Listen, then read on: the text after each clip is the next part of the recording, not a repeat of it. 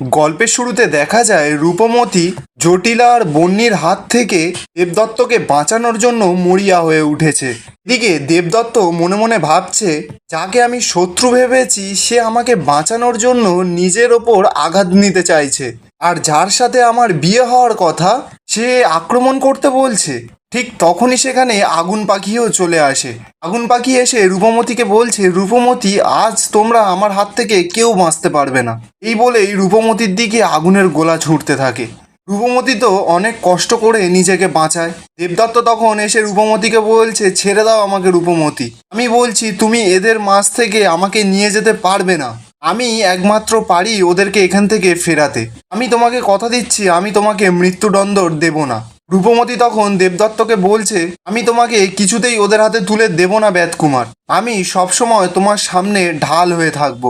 এদিকে আগুন পাখিও রূপমতিকে বলছে, রূপমতি, তুমি দেবদত্তকে ছেড়ে দাও।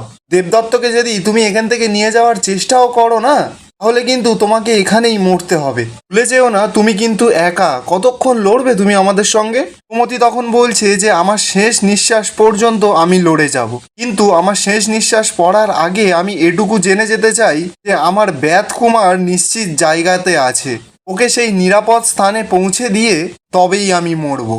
ঠিক তখনই সেখানে অরু আর অভিরাজও হাতে তরোয়াল নিয়ে চলে আসে। বলছে, রূপ শুধু একা নয়, আমরাও আছি ওর সঙ্গে। কোন পাখি তখন বলছে, ভালোই হয়েছে তোমরা সবাই একসঙ্গে আছো, তাই আমি তোমাদের সবাইকে একসঙ্গে শেষ করতে পারবো। বলেই রূপমতিদের চারিধারে আগুন জ্বালিয়ে দেয়। বলছে, এবার রূপমতি তুমি কোথায় পালাবে? রূপমতি তখন বলছে, না না না, আমরা কেউ মরবো না, আর এই রাজ্যের রাজাকেও আমরা মরতে দিতে পারবো না। আমরা যে উদ্দেশ্যে এসেছি সেই উদ্দেশ্য সফল না হওয়া পর্যন্ত আমি কিছুতেই মরবো না। এরপর রূপমতিরা তো ওই আগুনের ভেতর থেকে বেরোনোর অনেক চেষ্টা করছে, কিন্তু কিছুতেই পারছে না। ঠিক তখনই দেখা যায় গগনরাজ আকাশে উড়ে উড়ে আসছে। রূপমতি গগনরাজকে দেখে বলছে, কই, আমি তো গগনরাজকে ডাকিনি, তাহলে ও কি করে জানলো আমাদের বিপদের কথা? হরিরা তো ছুটে যায় গগনরাজকে মারার জন্য, কিন্তু গগনরাজের সঙ্গে পেরে ওঠে না। গগনরাজ নিজের ডানা ঝাপটে রূপমতিদের চারিধারের আগুন নিভিয়ে দেয়। গগনরাজ রূপমতিদের বলছে, রূপমতি, তোমরা শিগগিরই আমার ওপর উঠে বসো। এদিকে দেবদত্ত তো কিছুতেই রূপমতিদের সঙ্গে যেতেই চাইছে না। দেবদত্ত বলছে, তোমরা আমাদের শত্রু, আমি তোমার সঙ্গে কিছুতেই যেতে পারবো না। রূপমতি তখন বলছে, এখনো তুমি বলে যাবে যে আমি তোমার শত্রু? তারা কিছু না ভেবে এতক্ষণ আক্রমণ করে যাচ্ছিল, ওরা তোমার বন্ধু। ওরা যেভাবে আঘাত করছিল তাতে কিন্তু তুমি মরেও যেতে পারতে। আমি কিন্তু ওদেরকে আটকেছি বেদকুমার, এখন তুমি অন্তত আমাকে বিশ্বাস করো। এরপর দেবদত্তকে তো সকলে মিলে জোর করে গগন কুমারের পিঠের ওপরে বসায়। বন্যি এদিকে আগুন পাখিকে বলছে, আগুন পাখি, এটা কি হলো? তুমিও ওদেরকে আটকাতে পারলে না? আগুন পাখি তখন বলছে, দাঁড়াও, ওদেরকে এখন আমাকে অনুসরণ করতে হবে, তারপর আমি আগুন দিয়ে ওই গগনরাজকে আক্রমণ করব। এরপর বন্যি আর আগুন পাখি তো গগনরাজের পেছন পেছন ছুটতে থাকে। এদিকে রূপমতি সেটা দেখে হাতে দুটো সজারুর কাঁটা নিয়ে বলছে, টুকসারির দেওয়া এই কাঁটা দুটো দিয়ে দেখি ওদেরকে আটকানো যায় কিনা। এরপর রূপমতি ওই কাঁটা দুটোকে বন্যি আর আগুন পাখির দিকে ছুঁড়ে মারে। দেখা যায় বন্যি তো পুরো আগুনের গোলার মধ্যে ঢুকে পড়েছে, আর আগুন পাখি পুরো বরফ হয়ে গেছে। এরপর রূপমতি গগনরাজকে বলছে, গগনরাজ, তুমি তো এই রাজ্যেরই, এখন আমাকে মায়াকাননে পৌঁছানো খুব জরুরি, তুমি আমাদের রাস্তা দেখিয়ে নিয়ে যেতে পারবে? গগনরাজ তখন বলছে যে হ্যাঁ, মায়াকাননের রাস্তা আমি চিনি, আর ওখানকার সুখসারি আমার খুব ভালো বন্ধু, তাই আমাকে ডেকে পাঠিয়েছে। রূপমতি তখন বলছে, সুখসারি? সুখসারি তোমাকে ডেকে পাঠিয়েছিল? তার মানে ওরা জানে আমরা বিপদে পড়েছি? গগন কুমার তখন বলছে, আমি বুঝতে পেরেছি যে অন্তিম সময়ের লড়াই কিন্তু শুরু হয়ে গেছে, সামনে কিন্তু অনেক বড় বিপদ রূপমতি। রূপমতি তখন বলছে, জানি আমি, ওই মায়াকাননে গিয়ে সুখসারির থেকে আমাকে অগ্নি উপাদানের সন্ধান পেতে হবে। দেবদত্ত তখন রূপমতিকে বলছে, ওই অগ্নি উপাদানের জন্য তাহলে তুমি এত কিছু করছো? তোমরা কিন্তু অন্যায় করছো, এটা ছেড়ে দাও আমাকে। একজন রাজাকে কিন্তু তোমরা বন্দি করে নিয়ে যাচ্ছ অগ্নি উপাদান চুরি করার জন্য। রূপমতি তখন দেবদত্তকে বলছে, আমি তোমাকে যেতে দিতে পারবো না বেদকুমার, কারণ তোমাকে সুস্থ করতে হলে, ওদের হাত থেকে বাঁচাতে হলে ওই অগ্নি উপাদান আমাকে পেতেই হবে। গগনরাজ তখন রূপমতিকে বলছে যে এই অগ্নি উপাদানের জন্য তুমি মায়া কাননে যেতে চাইছো রূপমতি, সেই অগ্নি উপাদানের উৎস তোমার কাছেই রয়েছে, এই দেবদত্তই। দেবদত্ত তখন বলছে, উৎস আমার মধ্যে মানে?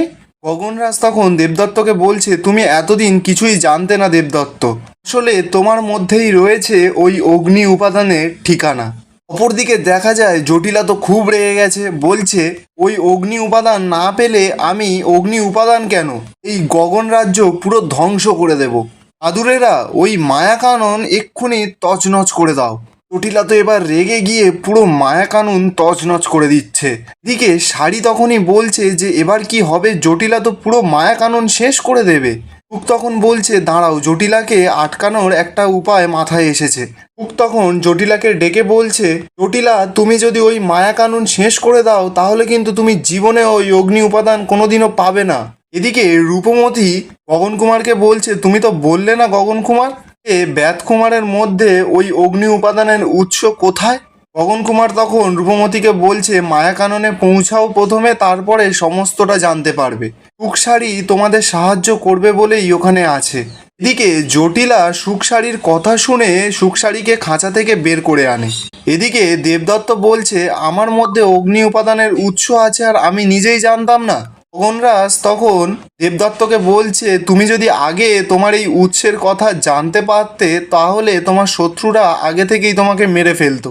এরপর দেবদত্ত তো খুব ছটফট করছে নিজের হাতের বাঁধনটা খোলার জন্য। রূপমতি তখন দেবদত্তের হাতের ওপর হাত রেখে হাতটা বুলিয়ে দেয়। দেবদত্ত তখন মনে মনে বলছে, কোনোদিনও তো শুনিনি কখনো শত্রুরা এত ভালো করে আগলে রাখতে পারে। অপরদিকে জটিলা লতা আর পিশানকেতুকে ডেকে বলছে, তোমরা এই সুখসারির ওপর নজর রাখো, এবার আমি নিজেই যাব দেবদত্তকে নিয়ে আসতে।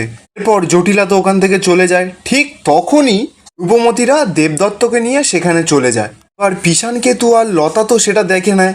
পিশানকেতু বলছে, এ কি, দেবদত্ত রূপমতিদের সঙ্গে? লতা তখন বলছে, এই রূপমতি ষড়যন্ত্র করছে, এক্ষুনি আমরা দেবদত্তকে বন্দি করে ওই রূপমতিকে মেরে ফেলবো। টুক তখন রূপমতিকে দেখে বলছে, রূপমতি, তোমরা এখানে এসেছো, দেবদত্তকেও এনেছো? দেখো জটিলা কি অবস্থা করেছে মায়া কাননের। এদিকে লতা দেখা যায় মায়াশক্তি করে রূপমতির পায়ে হাতে পুরো লতা গাছ জড়িয়ে ফেলে। রূপমতি তখন লতাকে সাবধান করে বলছে, খবরদার লতা আর পিশানকেতু, এবার যদি তোমরা এরকম করেছো কিন্তু আমি কিন্তু এবার ছাড়া পেলে কিন্তু তোমাদের শাস্তি দেব। ঠিক তখনই দেখা যায় সেখানে একটা রাক্ষসে গাছ কোথা থেকে চলে আসে রূপমতিকে খাবে বলে। দেবদত্ত তো রূপমতিকে এমন বিপদে পড়তে দেখে রূপমতির কাছে ছুটে যায়, বলছে, রূপমতি। রূপমতি তখন মনে মনে বলছে, ব্যাত কুমার এই জটিলার মায়াশক্তিতে থাকা সত্ত্বেও আমার বিপদ দেখে এরকম উতলা হয়ে উঠল। অপরদিকে দেখা যায় জটিলা তো দেবদত্তকে আনতে চলে গেছে, কিন্তু গিয়ে সেখানে দেখতে পায় বন্যি আর আগুন পাখিকে বন্দি করে কেউ যেন রেখে দিয়েছে। জটিলা বলছে, এ কি, তোমাদের এই অবস্থা কেন? এ করলো তোমাদের এমন অবস্থা, আর দেবদত্ত কোথায়? আগুন পাখি তখন বলছে, ওই রূপমতি দেবদত্তকে নিয়ে মায়া কাননের দিকে চলে গেছে আর আমাদেরকে এখানে বন্দি করে রেখে গেছে। জটিলা তো এবার খুব রেগে যায়, বলছে, কি করে ওই রূপমতি এত বাধা পেরিয়ে ওই দেবদত্তকে নিয়ে মায়া কাননে পৌঁছে গেল? দেবদত্ত তো এখন আমার বশে, তাহলে ও কি করে দেবদত্তকে নিয়ে গেল ওখানে? অপরদিকে দেখা যায় ওই রাক্ষস গাছটা যখন রূপমতিকে খেতে যাবে তখনই তো দেবদত্ত নিজের হাতের বাঁধনটা ছিঁড়ে ফেলেই একটা তরোয়াল দিয়ে ওই রাক্ষস গাছটাকে আঘাত করে ভাগিয়ে দেয়, রূপমতিকে জড়িয়ে কাছে টেনে নেয়। আর এখানেই আজকের পর্বের এপিসোড শেষ হচ্ছে। দেখা হবে নতুন কোনো পর্বের এপিসোডের সঙ্গে।